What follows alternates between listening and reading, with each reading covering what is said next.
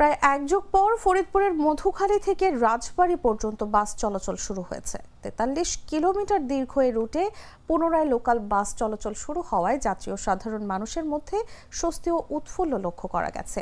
মঙ্গলবার সকাল থেকে ফরিদপুরের মধুখালী বালিয়াকান্দি রাজবাড়ী সড়কে বাস চলাচল শুরু হয়। বাস মালিক সূত্র জানায়, দীর্ঘ প্রায় এক যুগ আগে এই রুটে বাস চলাচল করলেও বেহাল সড়ক সহ নানা কারণে তা বন্ধ হয়ে যায়। এখন সড়কের অবস্থা ভালো। সকাল 7টা থেকে রাত 9টা পর্যন্ত 20 মিনিট পর পর এই রুটে বাস চলাচল করবে। মধুখালী থেকে বালিয়াকান্দি পর্যন্ত জনপ্রতি ভাড়া 30 টাকা, রাজবাড়ী পর্যন্ত ভাড়া 60 টাকা নির্ধারণ করা হয়েছে।